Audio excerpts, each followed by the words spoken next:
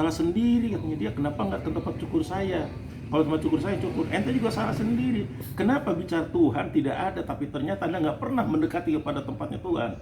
Masjid ke, musola ke, tempat zikir ke, tempat taklim kok. Jemput, insya Allah anda akan ketemu dengan Tuhan. Benar juga ya, kata santri itu. Nah itu sama hidayah juga dijemput. Minimal kita senang dengan orang ahli ibadah. Minimal kita dekat dengan para guru. Minimal kita ada bimbingan dari orang-orang tua. Bahasanya kalau kita dekat dengan orang baik kecepretan lah gitu. Nah apalagi sebuah keberkahan pasti dicepretkan sama Allah Subhanahu Wa Taala. Nih bisa seperti ini, ya Allah yang menyatukan kami bukan sekedar makanan, ya kan? Tapi ukhuwah di antara kami. Sedangkan ukhuwah itu adalah perintah Allah Subhanahu Wa Taala. Siapa tahu ya Rabbana kelak kami senantiasa dikumpulkan, bukannya dunia tapi sampai akhirat. Amin ya Rabbal alamin. Baik. Kita ini sholat, Ya. ibadah, amal ibadahnya semua masih cukup. Segala-galanya cukup menurut hitungan kita, gitu kan. Apakah itu nggak ada jaminan mesti ke surga? Oh gitu. Jadi gini Pak, Allah menjamin orang-orang ahli ibadah, orang-orang soleh atas ketentuan Allah Subhanahu Wa Taala. Ketika orang itu sudah cukup, sudah ini, itu yang penting yang bilang cukup jangan kita, dan kita nggak boleh sampai meninggal dunia diri kita sudah merasa cukup, nggak boleh. Karena kalau misalkan kita mau flashback ke belakang, mau kita cross check ke belakang, kita ini ahli ibadah tapi masih senang maksiat, apa udah cukup? Ya kan? Kita itu karena ahli tahajud, ahli sujud, tapi masih senang kan marah-marah. Itu karena merasa tidak dihargai, merasa tidak disebut namanya, tidak merasa dibesarkan dan sebagainya. Mohon maaf, baik. Ketika orang itu sudah bisa katakan mereka itu sudah baik, apakah mereka sudah dijamin masuk surga Allah Subhanahu Wa Taala? Sebenarnya Allah itu maha lembut, maha penyayang, maha tahu, maha membalas, maha memberi.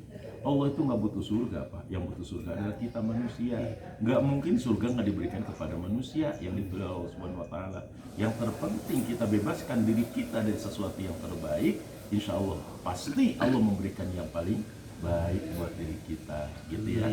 Kenapa orang Islam itu, memang ahli Islam itu ketika berbicara tentang masalah surga, gitu kan, tidak mengatakan saya ustadz pasti surga, saya itu ahli ibadah, saya ketua DKM, saya punya pondok, saya punya pengurus Istiqlal, nggak ada jaminan. Tapi kalau sudah manusia sudah berbuat baik terlebih dahulu, hak Allah memasukkan kita dalam surga. Satu. Misalnya, nah ini ada sedikit nyeleneh nih. Misalnya ternyata dimasukkan ke dalam neraka. Kalau neraka ini ternyata dalam ridhonya Allah Subhanahu Wa Taala, seperti yang terjadi pada Nabi Ibrahim, walaupun disebutkan kepada bara api neraka, bara api yang menyala-nyala, apinya nyala tapi panasnya nggak ada. Tetap Allah tuntun, tetap Allah cari, tetap berikan syafaat. Nah itulah yakin orang. Jadi kita tenang. Makanya salah satu diantaranya, kita ini kan bakal mati ya. Saudara-saudara kita dengan COVID udah pada duluan kan. Amin. Nah ya, kita ini tinggal sebentar lagi, wallahu a'lam bishawab. Nggak nunggu ini apa? Giliran doang kita tiket arah ke sana. Cuma pintarnya Allah, kita ini selama masih hidup dikasih mainan. Yang senang bisnis, ngurusin bisnis. Yang senang peternakan, ngurusin ternak. Yang senang dagang, urusan dagangannya. Kenapa kalau nggak dikasih mainan, jenuh manusia. Intinya begitu. Nah setelah itu mudah-mudahan kita ini kalau sudah maksimal yang kita laksanakan ibadah, ya Rabbana kami hanya menatap pada Engkau, kan gitu ya.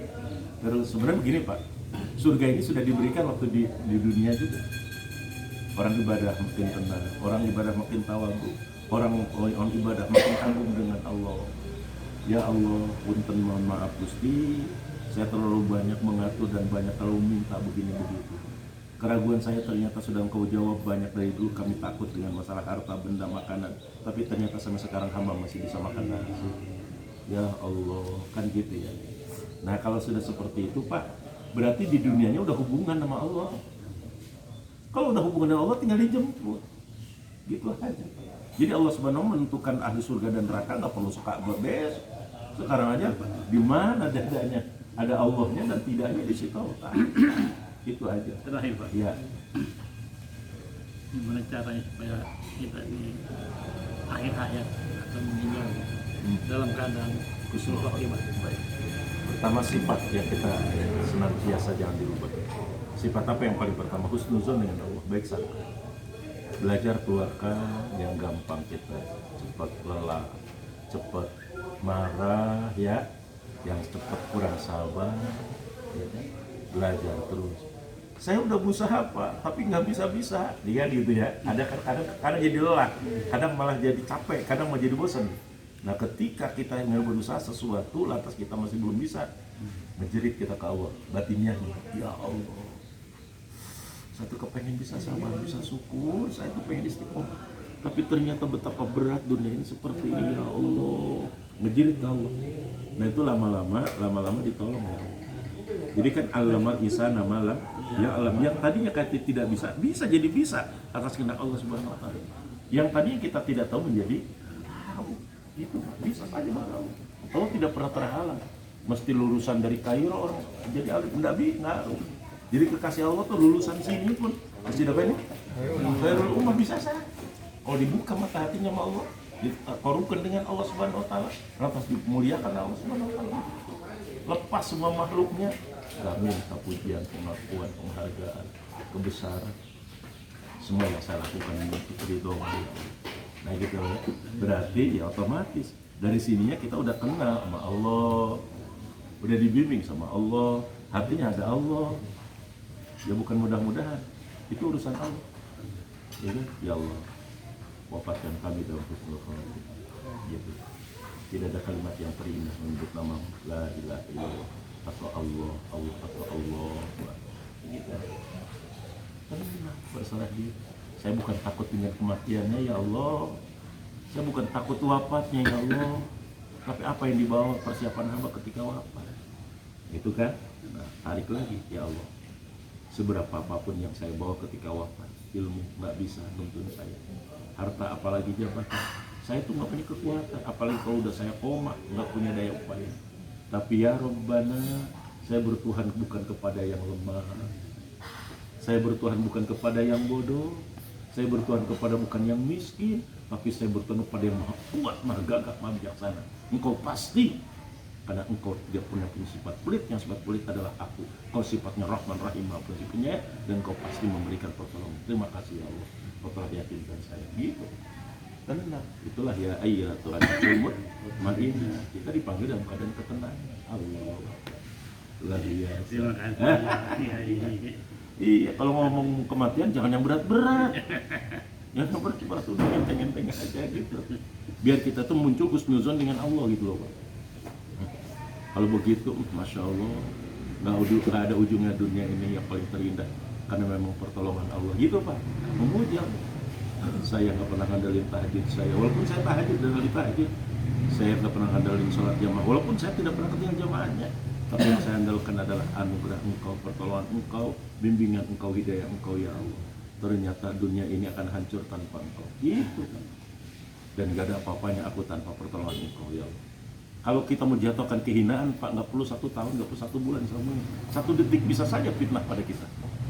Misalnya, Masya Allah Pak Anu katanya, ternyata dia itu pezina, koruptor, tukang maling. Bajunya doang aja kayak ustaz, ngakunya aja ngumpul di masjid. Kalau Allah sudah saat 1 detik kemudian dijatuhkan, bisa nggak? Mayyadillah pala mudillah. Kalau udah disesatkan Pak Allah, nah beruntung kita ini masih diberikan hidayah Pak Allah. Masya Allah. Jadi majlis ini majlis mengagungkan Allah Subhanahu wa taala. Terus nanti Pak kalau udah begitu merasakan keagungan kebesaran Allah, dada inilah mulai karena isi nurullah Pak, ya. Ruh kita sedang kembali kepada ya Aba berruh, bertemu aja dengan Rasulullah SAW. Berarti dari dunia kita sudah komunikasi Pak, gitu Pak, ya. Nah kemudian ternyata kita sudah dimasukin nurullah tadi, yang sih dikenal dengan Allah Subhanahu Wa Taala. Allah bikin saraf-saraf kita, jantung kita, sampai kepada lambung kita. Kenapa? Karena tertransfer, mereka merasakan. Kata lambung, ini yang aku tunggu. Ini cuma nasi uduk yang ditransfer gitu ya, sama makanan-makanan. Ini aku tunggu. Saraf juga berkata demikian. Kan semuanya hidup Pak. Jangan dianggap yang hidup cuma kita doang. Mata, kuping, telinga, pori-pori dan semuanya. Dan itu minta diajak kemana? Dikenal kemana? Itu tadi. Jadi mayyuridillah khairan yufaqihu fiddin. Barang siapa manusia yang dikehendaki Allah baik, Maka yufaqihu fiddin, cirinya dipahamkan agama dan menjalankan agama. Itu saja, kurang lebihnya mohon maaf karena masih ada acara-acara lain yang belum saya lakukan. Mohon maaf ya, kurang lebihnya semuanya Pak. Atur nuhun. Yuk, assalamualaikum. Waalaikumsalam warahmatullahi wabarakatuh. Yuk, mohon maaf. Ya.